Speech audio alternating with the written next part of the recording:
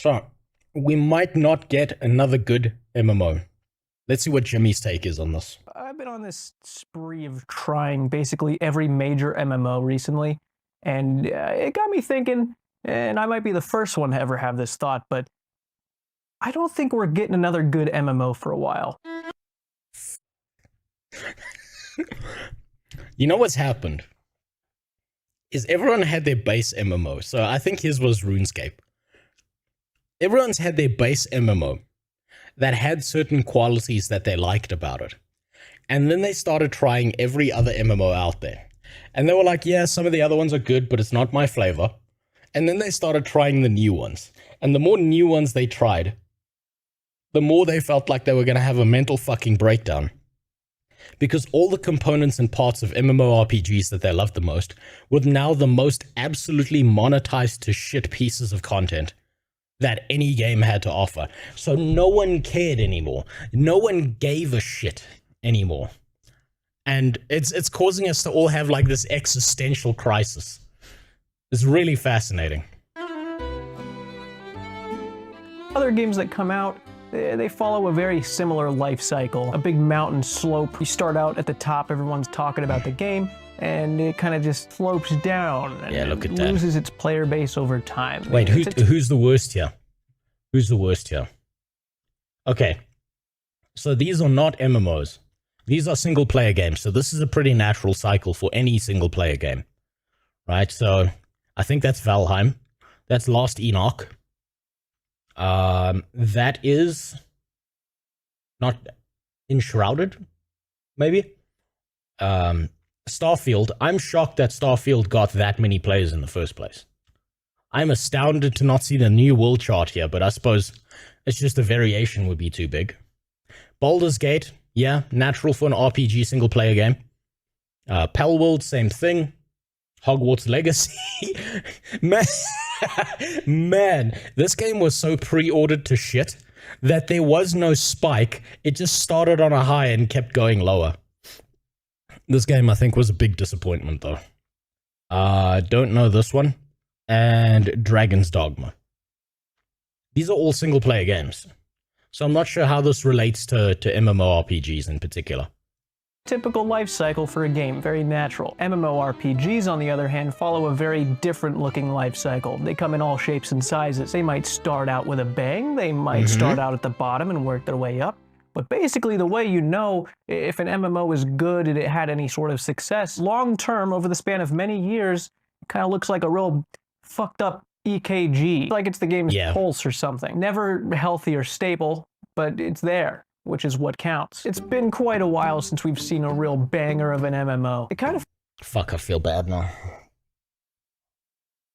So that little cut that he's got there, I've got a very similar cut about a medical joke I'm making about Guild Wars 2 in the next video I'm working on.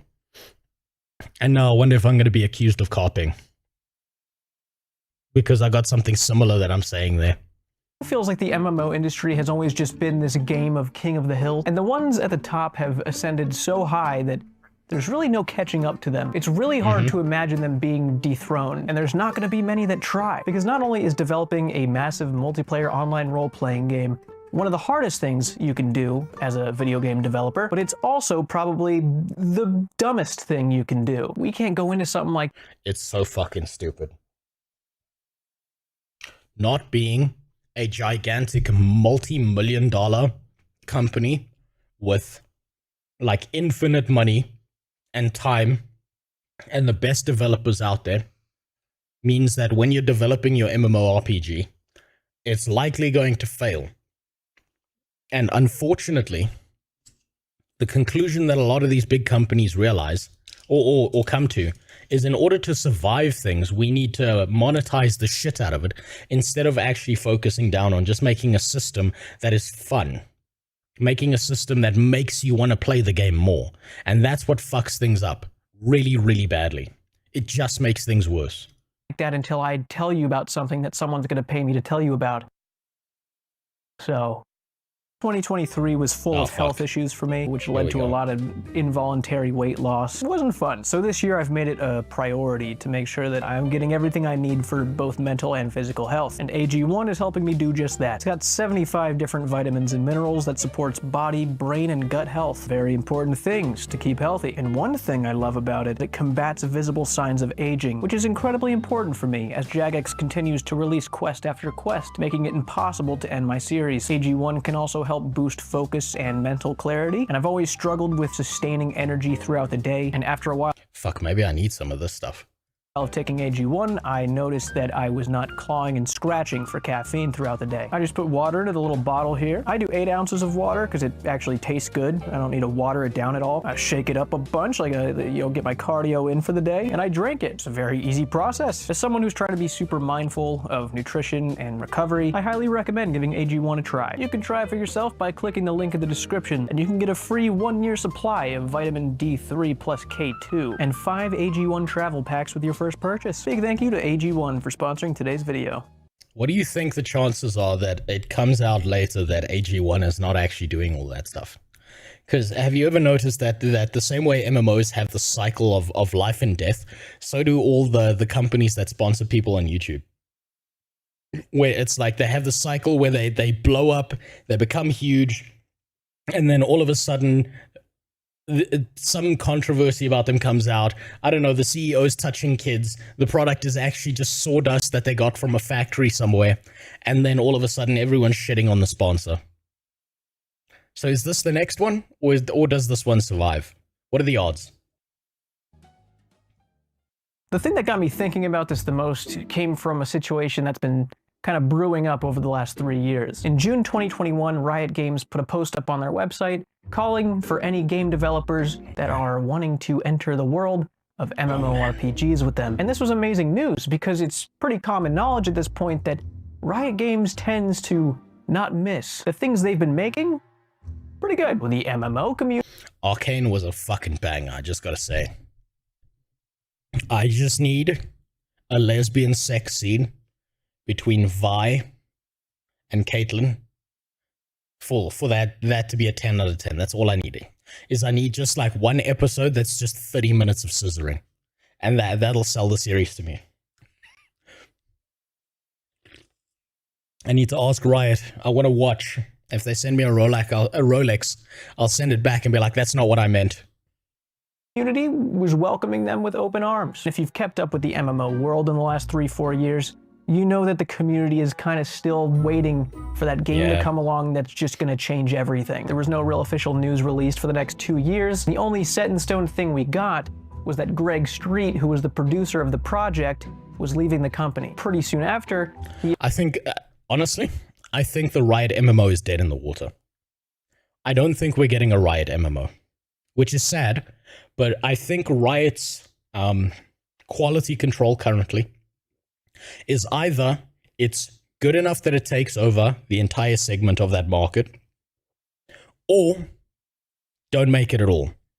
That's what I think their target is, because I think they've had to learn that lesson through making all those other like games, the rhythm game with Ziggs, Song of Nunu, that one game that was made in collaboration with the people who made Moonlighter with Silas. I think they had to learn their lesson, and they figured out that if it's not going to be an absolute fucking banger, don't make it. So I'm pretty sure they're going to shut that down.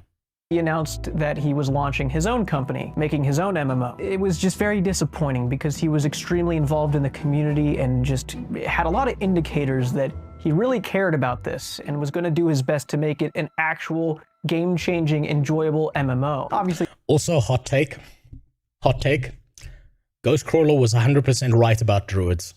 We hope for the best. But now about a year later, there's whispers and rumors that this Riot MMO might not even be happening, which honestly would be the least surprising thing I've heard in the last 3 hours. Yeah. At least. Riot Games has set a huge bar for themselves, which has raised everybody's expectations for everything they ever make. I can't. You see that right there. You see that racing? That's a 9 out of 10. Because there is no scissor scene between Caitlyn and Vi. They've literally got the perfect setup with Caitlyn and Vi. because Caitlyn is a sniper who lies down on her stomach all day and literally Vi's weapons are finger blasting people. Right? They're wearing the equipment they require for this. All they need to do is put it in the show, and that becomes a 10 out of 10 instantly. Expectations for everything they ever make. I can't tell you in confidence whether or not this game's happening or not. What I can tell you without a doubt is that it has been a bumpy ride behind the scenes. And if you'd like to see what Riot is most likely fearing, if you look up New World's player count history and see how that unfolded, you can see just how risky. Something's wrong with me, because whenever I see the New World chart, I start laughing uncontrollably. I can't help myself but laugh. Also, Pison, thanks for the sub. I appreciate it. You didn't have to do that, but I'm sure Jeff Bezos loves the money. So thank you. It is to release an MMO in the modern era of gaming. I've got around 760 hours played on New World and was a part of the community during the rise and fall of it. And I also saw how quickly that new and refreshing ideas can completely drain the life out of a player base if done incorrectly. New World game design. Man, oh, he must have been on one of the good servers. Look at that. Look at the background gameplay of this, right? Look how little, and I'm saying this relatively speaking, look how little stuttering he's experiencing. This guy must live right next to the New World server in the US, because that game is running smooth as a fucking sandpaper on your nutsack, which is infinitely smoother than the experience that any European got. He got into the circle while stuttering and stammering, while everyone else is just standing around because the game can't process all of that bullshit that's happening. On my server, literally, there would be 5 ice storms, and immediately everyone's just logged off. Everyone's just kicked the fuck off. I think we had like 5 or 6 wars, and the only ones where people didn't get like kicked out or logged off were like 2 of them. It was so bad. And caught up with itself. Not really sure how long that game's gonna be up for. Probably some of the most fun I've had gaming during its peak. I really wish things were handled differently so that it wasn't in the condition it's in now. It was a good game with some crucial things wrong with it, ended up being the reason for its downfall. An MMO can only handle so many mistakes, to the point where even a company that gets their funds from Amazon themselves can't really do anything for you anymore. So there's been some sprinkles of MMO here and there, a lot of underwhelming Kickstarter projects, some that are in a permanent early access phase. Never trust a Kickstarter MMO. A Kickstarter MMO is like dating a girl who just told you on a first date that she's a recovering drug addict. And she then tells you her life story about how she bankrupted her entire family to feed her habit. And she's being open with you, and what you should do is say, I need to go to the bathroom. Get into the bathroom and then climb out of that little window above the toilet. That's what a responsible human being does in that situation. If you ever see a Kickstarter MMO, they need to go way more out of their way to prove that they can survive. And they just don't. Like 99% of them are a scam. New World is a curious case of a company self-sabotaging their own game. Counterpoint, Amazon Game Studio is a curious case of a game company that self-sabotages each and every single one of their games regardless of genre. It's like they're trying to fail. It's like they're doing their best to fuck everything up as much as possible. It's like, I don't know, when they started Amazon Game Studio, whoever was the head of that, chosen by Jeffy B himself, his grandmother kicked a fucking gypsy in the vagina, and that gypsy put a curse on his family that everything they touch will wither and die. That's what it feels like. Ones that scam hundreds of thousands of dollars somehow. But in the last like 5 years, I think New World and Lost Ark are the only 2 MMOs that can claim they've had any kind of success. I've never played Lost Ark before. I tried looking up some stuff to get some more insight about it, but just like any MMO you try to get information on, it's players that have hundreds or thousands of hours just complaining about things, not getting any real insight to the casual experience of the game. What I can tell you is that it's nowhere near competing with the top dogs of the MMO world. So between Riot's situation and New World's fumble, it got me thinking, Why is this so hard? What is going on? My prediction is why this is so hard is the money requirement to stay stable in the MMORPG space and pure, sheer, unadulterated greed from the games industry that are making these MMORPGs. I know from a casual experience, and this is from an outside because I haven't played much Lost Ark, I know that it has a massive bot problem. And I know that once you get to endgame, everything becomes so reliant on the cash shop that if you're not going to no-life this game, there's no point in playing it. And Blue Protocol and TNL don't look good. So Blue Protocol, Unisif, if it ever comes out, if it ever comes out in the West, which I don't think it will because Amazon Games knows that it's going to be a failure, so they keep delaying and delaying as a publisher, and I don't think it's going to come out. I think it's going to fail because it is literally anime New World, but with even less options.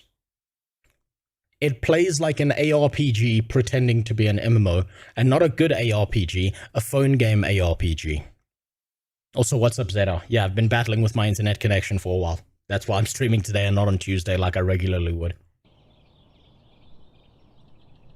How did we get here? Making an MMO has to be the most irresponsible, stupidest idea you could ever go through with. In the last 10 years, there have been 20 MMOs notable enough to make the Wikipedia page, and 12 of those are still up and running. Obviously, there's been more than 20 MMOs released, but I'm just not counting the ones that Josh Strife hates. Hold on. What the fuck is Skyforge? I've never heard of this game. Freemium. Okay. That's why I haven't heard of it. I don't care about it. So, New World, that needs to be changed into early access, because this is a lie. Lost Ark needs to be changed to botted status. Boundless, no idea what that is. Shroud of the Avatar, Forsaken Virtues. Never even heard of it. Albion Online, shockingly, is somehow still alive despite very, very poor decisions by the devs. But it's probably alive because of how it's free-to-play model. Adventure Quest 3D, that's a shock that that's still alive. Maple Story, I've heard things about it, but I love how its status is just China and South Korea because everyone else can fuck off. Order and Chaos 2, never heard of it. Royal Quest, never heard of it. Skyforge, never heard of it. Aura Kingdom, never heard of it. Black Desert Online, a big Black Desert Online is going to survive for quite a while because it's got some saucy graphics, so you don't even need to like have a second monitor with Pornhub open while you're playing the game. You can just like make your female character run and watch his ass cheeks jiggle. Albion is super dead on the West. EU server killed it. Oh, that's surprising to hear. I'm surprised that the EU server is dead now. I suppose it's falling off over time, just like every other MMO. Elder Scrolls Online has an active cash shop. Firefall, heard about it, never played it. Prime World, never heard about it. Toontown Rewritten, never heard about it. Wildstar, I liked Wildstar. Back in the day when Wildstar came out, I liked it, but I think people look at Wildstar with rose-tinted glasses because what they're missing is that the devs made some very poor decisions. They repeated some mistakes and made some mistakes that were worse than what WoW was at the time, because they were all like ex-WoW devs who got sick of WoW, and they fucked that up. But it had some really good ideas. I think this is like private server status game, this one. And then World of the Living Dead, never heard of. It's also 2D. No one cares about 2D MMOs. No, EU's popping, the West server's dead because everyone abandoned. Okay, so the EU server is fine. People in the EU are playing Albion Online. It's just no one in the US gives a shit about it, basically. Okay. Just needed some clarity because I'm retarded. Released, but I'm just not counting the ones that Josh Strife Hayes finds buried in the deepest depths of the deep web. Yeah. That peaked at 23 concurrent players. they don't really count right now. It's Yeah, that man's definitely crazy. a dark age. Now, I would say when World of Warcraft went live in 2004, that is when the true golden age started. Some may say that when Ultima Online came out, it kind of changed the game. I don't really think an MMO golden age existed without WoW. It doesn't feel right to me. WoW did for MMOs what Fortnite did to Battle Royales. Because you may have noticed once Fortnite saw success in its little side game mode of Battle Royale that wasn't even what they wanted their players to try, caused about 55 to 100 others to emerge. Once WoW showcased... Yeah, if you track Fortnite, it's actually going on the same trajectory as WoW. It's just in the FPS space, not in the MMO space. So it's the same thing where celebrities started getting involved and all the ads had fucking Mr. T in it and shit like that. And it became this huge worldwide phenomenon. If you wanted to dunk on people, you would say that they were a World of Warcraft playing virgin or whatever the fuck else. But then video games became cool, and Fortnite, because video games are not cool, everyone plays Fortnite, and you're a loser if you don't play it, as opposed to the people who did play it. And it's kind of become the opposite, where in the WoW days, WoW was the best form of contraception for teenagers. And now Fortnite is how teenagers hook up and have sex.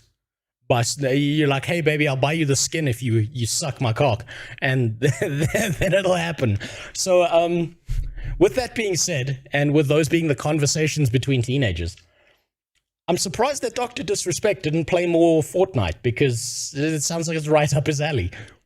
That you can build a long-term player base with as much success as it had, with as much money as it generated, not only with its initial launch in 2004, but with its expansions in 2007 and on. I mean, how do you not convince investors to let you try and build another WoW? So once this golden age started, much like the Battle Royale boom, we also got a few really, really good games to emerge alongside WoW. They're still here, people playing them. We also got an overwhelming amount of stinkers, some real stinkers that are not around anymore. MMOs were peaking in the mid-2000s. It was the thing to do. It was the style of game that players wanted to play. Even the projects that saw short-term success but didn't really survive, some still to this day. Man, I played Star Wars Galaxies for a very short period of time, and I loved it, and I feel like I missed out by not playing more Star Wars Galaxies when it was a big deal. Have community-backed projects, private servers, to keep the community alive. All these MMO games meant a lot to people. They proved to be this genre of game that you truly did become a part of. And even though the MMO scene was kind of slowing down in the late 2000s, early 2010s, games like Guild Wars 2 and Star Wars The Old Republic made their entry into the MMO scene and kind of picked up the stragglers that maybe weren't really happy with their games anymore. SWTOR was good. I battled to decide whether SWTOR was good for its time or whether it's still good now. But I do like the single player element behind SWTOR. I think it's really good. Guild Wars 2 I think is fantastic, but I can also understand that Guild Wars 2 is like a flavored game. People are either going to really like it, people like me, or people are going to think it's dog shit, people like Sawman, and that's perfectly fine. I think that's like, if it's not the type of game that works for you, I don't see a problem with that. Galaxies only worked for the time. There was no people forcing, popularizing the meta. People just chilled and did random stuff. That's exactly why, Benji, I feel like I missed out on something that could have been fantastic when I was younger by not playing more Star Wars Galaxies. Because there wasn't like 25 million YouTube videos telling you how to play the game, or the meta, or how to get involved in certain things, or these like weird exclusion tactics that you get in games if you don't play meta now. But that's how it is today. There's no way around it. That's just how it is. Every MMO going forward is going to be like that, where there's going to be an in-group who plays the meta and pushes things as far as possible and ends up optimizing the fun out of a game, and a casual group, or a semi-casual group that really likes the game, wants to figure things out for themselves, and then an ultra-casual group that's going to be like, this game is not for us because it's too hyper-specific, and they get excluded from everything else.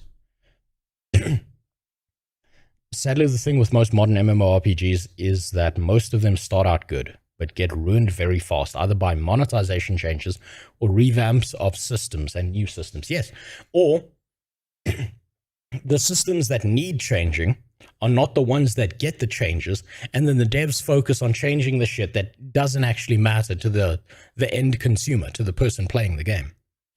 Hold on one second. Yeah, I'm just coughing my lungs out. Like, if I could go back in time, all you got to do is roll Bounty Hunter for solo play, or join a Zerg guild, join the waiting list, and get a Jedi'd in while you played your Bounty Hunter main, killing other clans. Yeah, exactly. Exactly. That sounds super fun. But there was no, this is the meta, this is 25 websites that you've got to look up.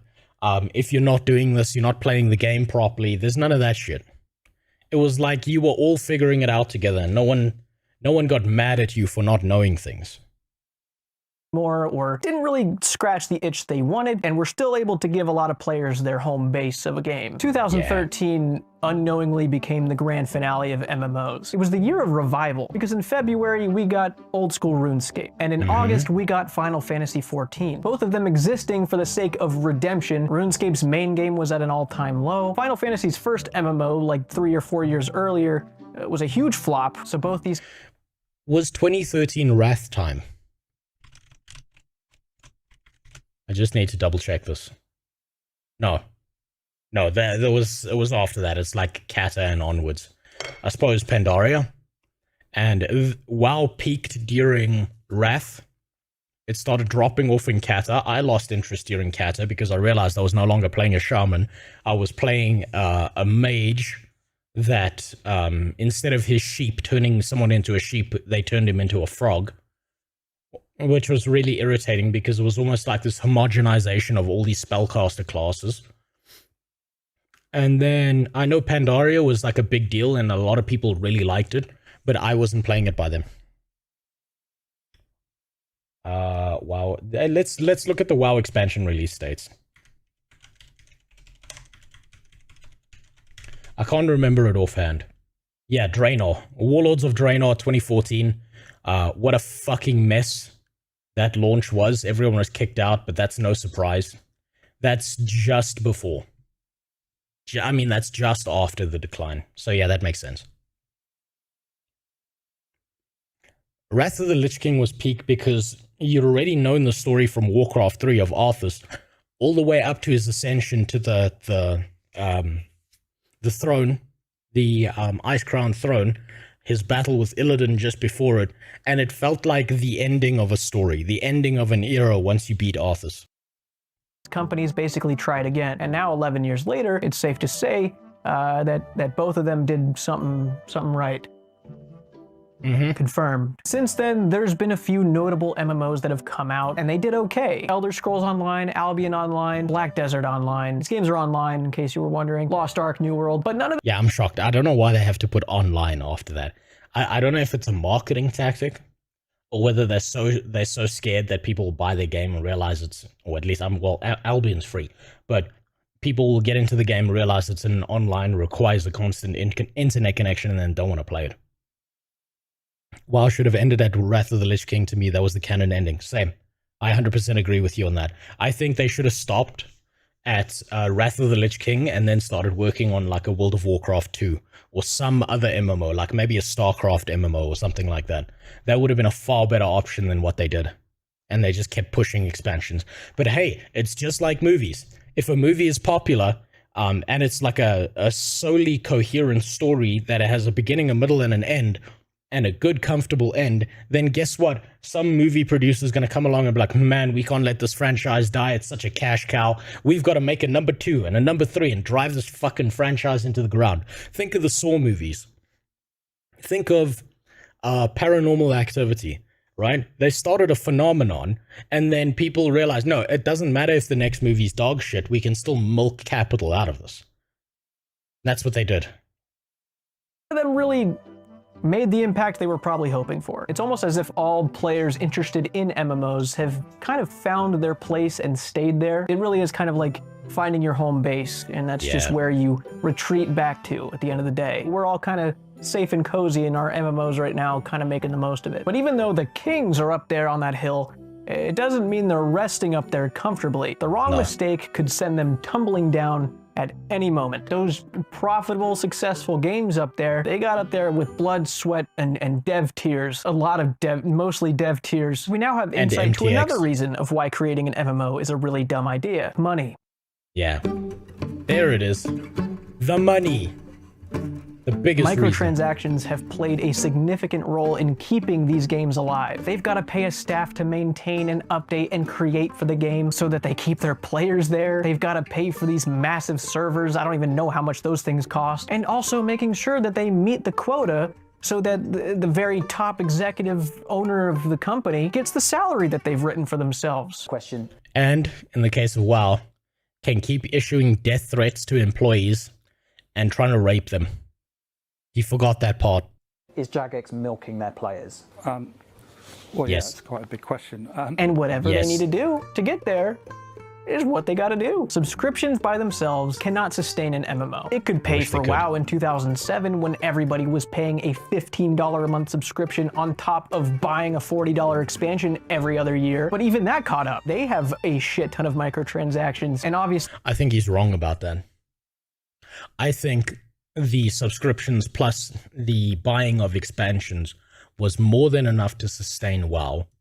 But I think World of Warcraft, they didn't want to do that because they wanted to make even more money. It became, so there's this thing that happens, and I know this from project management, and this happens all the time when it comes to video games, is what happens is a bunch of, like a group of people who are passionate about making an awesome video game come into a space, they make a game like World of Warcraft that everyone loves, then all of a sudden, you're the dev, you're the guy who's being paid a stable salary to continue to develop the game.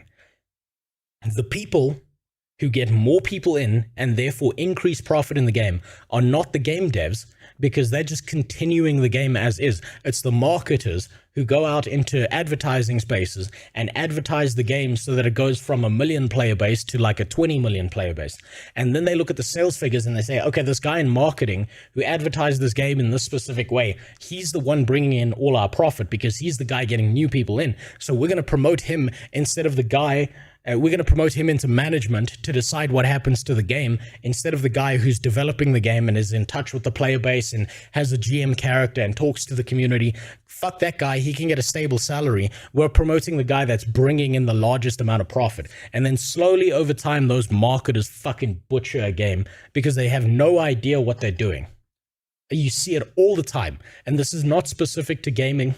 This comes across like every single company where they have a product, the product is made by someone passionate, marketers amplify the profits brought in, marketers don't understand the profit and the consumer relationship, and then they take over and they just care about maximizing profit. They don't give a fuck about anything else.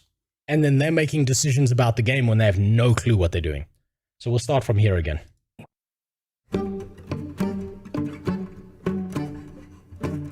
Microtransactions have played a significant role in keeping these games alive. They've got to pay a staff to maintain and update and create for the game so that they keep their players there. They've got to pay for these massive servers. I don't even know how much those things cost. And also making sure that they meet the quota so that the very top executive owner of the company gets the salary that they've written for themselves. Question. Is Jagex milking their players? Well, yeah, it's quite a big question. And whatever they need to do to get there is what they got to do. Subscriptions by themselves cannot sustain an MMO. It could pay for WoW in 2007 when everybody was paying a $15 a month subscription on top of buying a $40 expansion every other year. But even that caught up. They have a shit ton of microtransactions, and obviously that's more of a problem for the MMOs that make it big and they have all of these expenses. But any game that sees this big success is going to eventually run into this problem of how do we afford to keep this going. Back at my home base, I give Jagex a lot of money every year through subscriptions. I pay for my subscriptions on multiple accounts, as do other people. Disgusting. And Jagex makes millions off of players giving them monthly subscription money. But you may have noticed while we're over here frolicking in our flowers of polls and community involvement and fun, Our brothers and sisters over at RuneScape 3 cannot say the same. Is Jagex actually this oblivious? We're in a time where RuneScape, at least according to the majority of the vocal player base, feels like it's being neglected, and as someone who's been covering the news and following the game actively for years now, I also think it's being neglected. In my head, there is no RuneScape 3. To me personally, there is no RuneScape 2. There's no RuneScape 3. There's no other game except OSRS. That's the only RuneScape that exists. I know nothing and have zero interest of finding out anything about these games. Have you ever seen Total Biscuit's reaction to the first WoW mount, that shiny horse? I have a very long time ago. I miss that man too, but he died of ass cancer. How does a company with hundreds of employees and, according to the most recently released financial statements, £137 million in revenue, have the audacity to recolor a 3-year-old outfit and sell it as part of some kind of limited edition pack? RuneScape 3 has been You see all that complaining that he just did? All that complaining that guy just did. It means nothing to Jagex. Because all that matters is, did they make enough profit off of doing that, yes or no? And they probably did.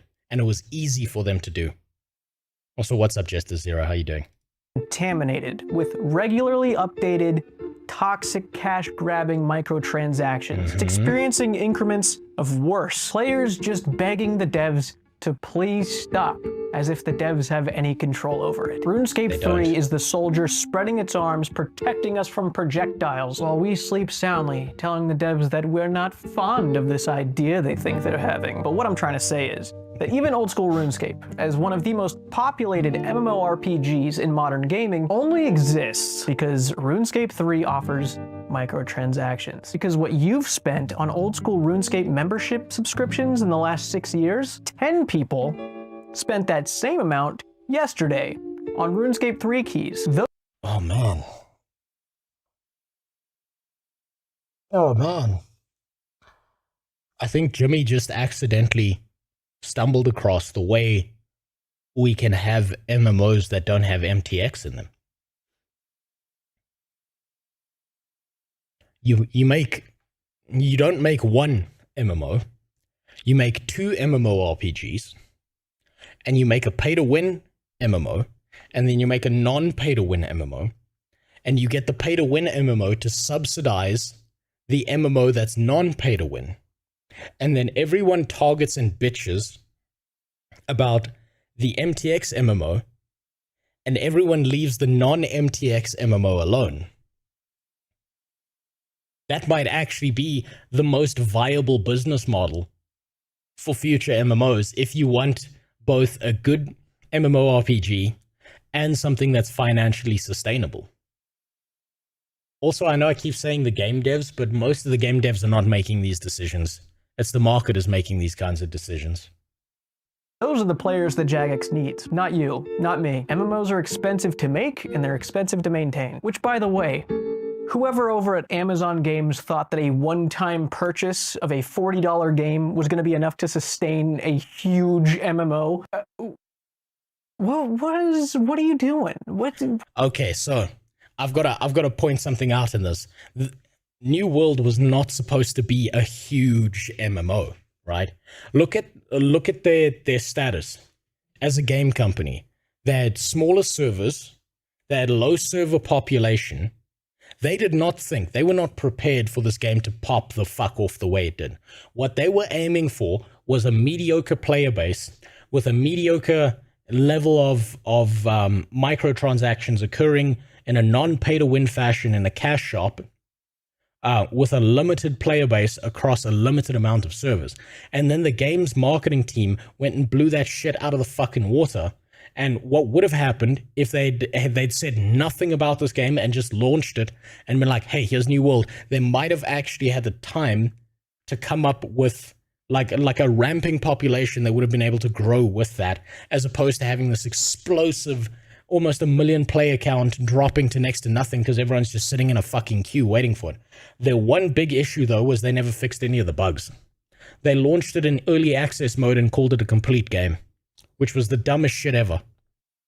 What did you think was going to happen? And then who decided that microtransactions were going to be your next alternative? And this is what you have in the store. I'll give him that. They practically I'll give him that. begged The skins were not fucking worth it in New World. The only thing that was genuinely worth purchasing that was in the cash shop was the different emotes, because there was an emote that should have been there on the release of the game. That was the table flip emote that did like just a little bit of damage when you flipped a table into someone.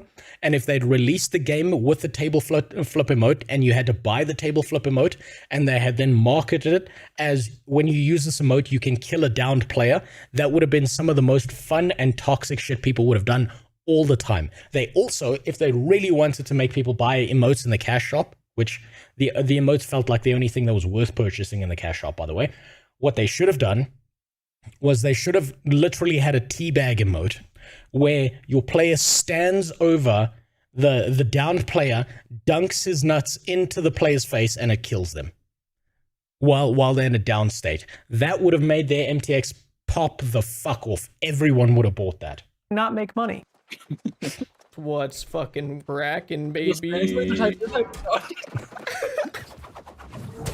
Oh man.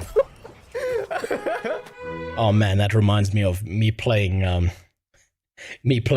early access of New World with Iconic. And me and Iconic just went around picking fights with people until an entire group of Germans got really upset with us and started following us everywhere because we were beating the shit out of all their players. That was fun as fuck. The biggest problem that new MMOs are going to face are getting a true player base. Not the players that are there on day one seeing how long they can wait in a queue. Not even the ones that invest 200 hours and experience a little bit of endgame. I'm talking about the true player base. The player base that if your game shuts down, they will be on the front lines doing whatever they can to create their own version of your game, some sort of backup code to keep the community alive. Those are the players that you're looking for. They're there because they love the game. They're there for real. And those are going to be extremely difficult to get because chances are they already have that game. They're already a part of that community. And most of them aren't going to be feeling that way about multiple MMOs. At this point, Can someone please explain this to me? As someone who's never played Final Fantasy, why the fuck is everyone naked? Like, why the fuck is this guy wearing assless chaps? Why is, like... This is not an MMO. This is just like a sex cult online. This looks more like, God, what was that one old thing that everyone used to play, that life game, that life simulator game that was really old? That's what this looks like to me. It doesn't look like an MMO. feeling that way about multiple MMOs. At this point, new MMOs have to pull their player base from other MMOs. You're going to be trying to pull players from WoW, and from Final Fantasy, and from RuneScape, and Guild Wars 2. The players that already know what they like and dislike about massive multiplayer online games. Which means that by default, a new MMO is immediately competing with the top of that hill. Could you imagine? They're not just directly competing with the video game itself. They're directly also competing with people's sunk cost fallacy, psychologically speaking. Because if you've spent, I don't know, the last 1,000 hours of your life playing Guild Wars 2, getting all the legendaries, building a community, building a group, why the fuck would you abandon all that development you've had to go play something new and move away from all the communities that actually would play it? You get to play in an hour and 20 minutes. Yeah, that's perfect, Yogi. That's perfect, actually. It's like a good and bad thing. It's natural growth in communities. Yeah.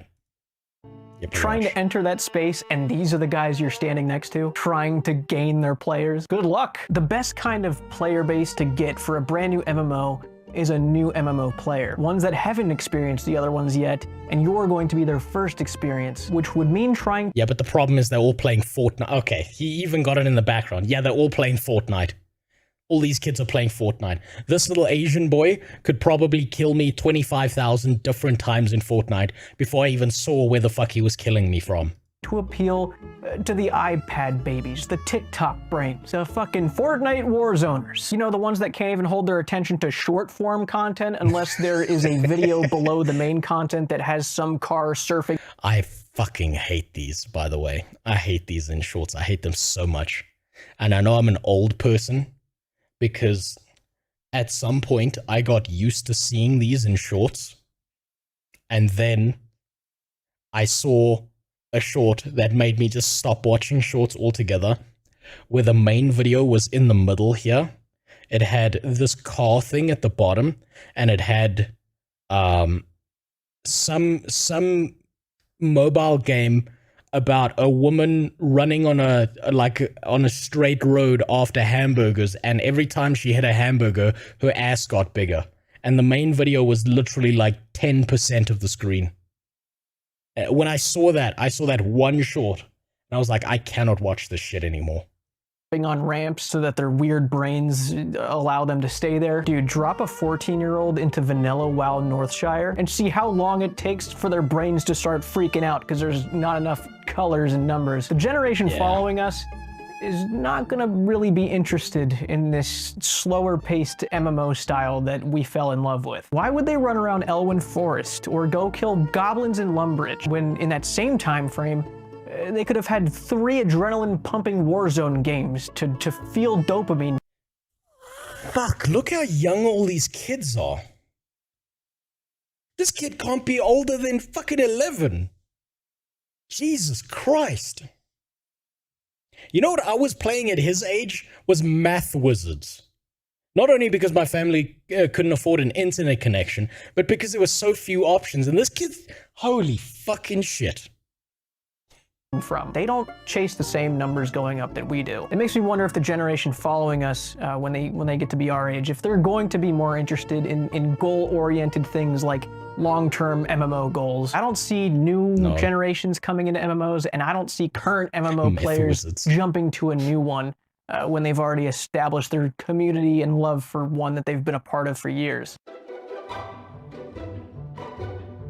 So what now? That's actually a good question. I think the current games that we have in the MMO space are going to remain there, at least for as long as both the players and the devs have that desire. In order for an MMO to take the reins, become the next big thing, to really be the game changer, it's going to have to be very outside the box. It happened to him too. This was my first experience playing Black Desert Online. When I was playing it a little bit for one of my tier lists of how bangable is your favorite MMO. This was the first thing that happened. The only difference between me and him in this screen is every single time I launch Black Desert Online, it launches the game in fucking Turkish. No idea why. I chose EU servers, I selected English, and it launches the game in fucking Turkish every single time.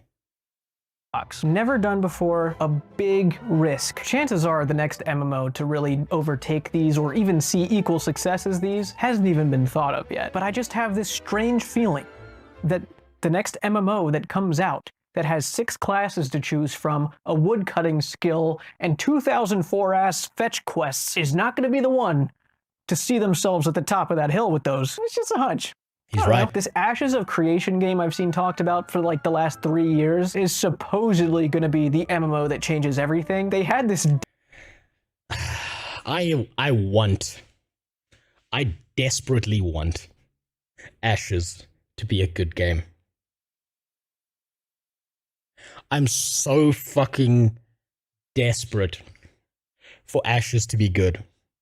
But I also understand how fucking copium-filled I am under that idea. Because you've heard so many updates, so much marketing from this fucking game, and it's still not even in alpha. It's gonna be either a fucking disaster, or it's just gonna be okay. Dev blog come out at the end of March, and I was like, okay, this looks cool. And on the side of the screen, I see some quests about killing 20 goblins. And I'm Yeah. like, no fucking way that this is the revolutionary thing. The next big MMO is not gonna have kill 20 goblins as a fucking quest, I promise. He's right. He's right. And people, I remember in another video we watched, people were mad at Jimmy for saying that, but he's 100% right. The new ones will be fuck 20 goblins. They've already lost in my eyes. There's just no way another one of those is gonna be the one to be up there. No. There's a few things that I believe the next big MMO needs to do differently. I think the number one priority is to come up with a structure that eliminates the locust swarm effect. Finish this as fast as possible. Get to max level as fast as possible. Get to the end game, the best in slot, the min-maxing as fast as possible. It's a real shitty habit that we've developed with video games, especially MMOs recently. He's right about this. He's right about this because what MMO players have been trained to do is to treat the leveling from 1 to max level as the tutorial of the game. And then the real game starts at end game. And that's such a fucking shitty mindset to be in because you neglect everything you would have learned about the game getting to max level. Because you are 100% aware that everything between level 1 and max level doesn't mean a goddamn thing until you hit max level. And then it's like you've got a fresh character that now needs to go out and be built and play the actual game.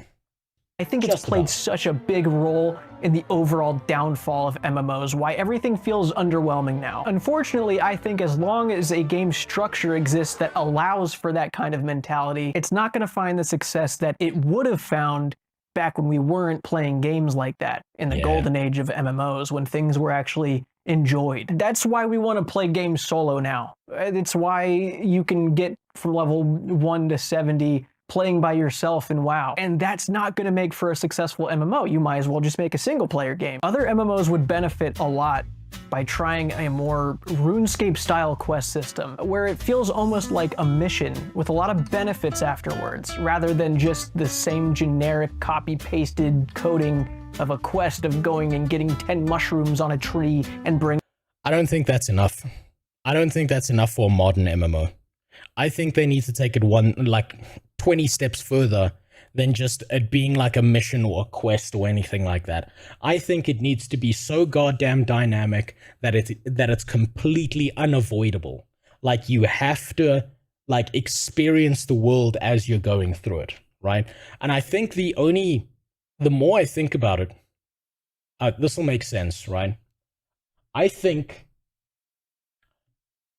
that MMOs might make a massive comeback when something like a VR MMORPG drops that makes you actually have to do shit and be like physically active while in that state, and your average MMO player playing that VR MMO that just pops the fuck off looks like this. When your average MMO player looks like that from playing VR games, that's when you know that MMOs are back. Just because they play that shit all day.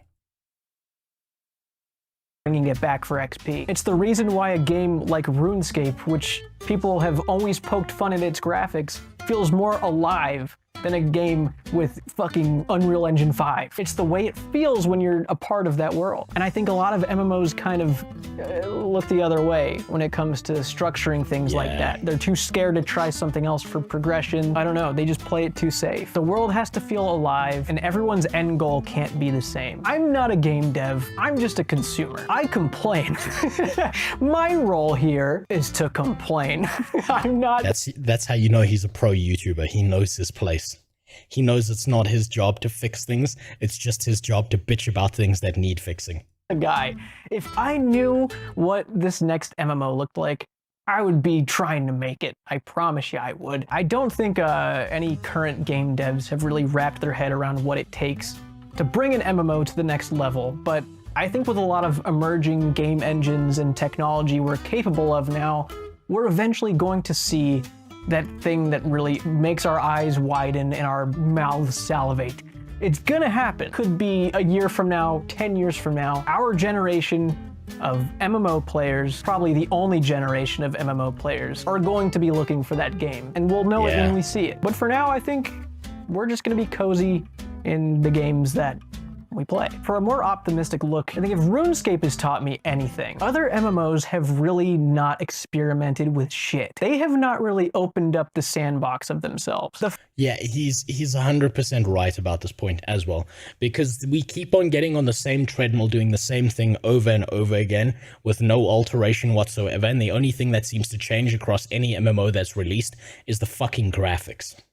And that's infuriating. And they're trying to fix the gameplay when what they should be fixing is everything, right? And they think, no, if we just change the gameplay a bit, that's enough. But the next MMO that's going to pop off needs to be so fucking drastically different from anything at all. Like anything we've seen, that it's revolutionary to the genre. The fact that World of Warcraft just recently released a hardcore version after it took someone developing an entire plugin to do it just kind of shows how they haven't really tried shit yet. And the fact that they just tried a battle royale is even funnier. They're trying, you know, we'll give it to them. Blizzard's trying. They might be all of these things that Blizzard's doing is 100% marketing horseshit, right? They're not doing anything new or unique. They're just stealing ideas. And I think stealing ideas is a good idea. But the problem is they're not doing it in a unique and special way. Fortnite wasn't the first battle royale. Look how much they had to learn from fucking PUBG before they released Fortnite with their own unique spin and twist on the game. It needs to be something unique in a very special way. And Blizzard is such a fucking bitch company for this, because every time someone develops something unique or interesting, like an add-on that does hardcore mode, they just copy it. They don't like advance on the formula, they just copy paste it. They did the same when Dota first came out, right? Instead of being like, oh, hey, that's a super cool idea, maybe we need to get together in the office and make like an official kind of Dota that's just way better than this fan-made mod. Instead, they just tried to sue the fuck out of the guy and steal the game itself from him, right? Because they're massive pieces of shit who don't care about competition, they just care about income. And I'm so glad that they lost the license to Dota, because Dota would probably be like 10% as good as it is. It wouldn't even be Heroes of the Storm level if Blizzard had stolen the original idea and managed to maintain control over it instead of it be like developing into a second game.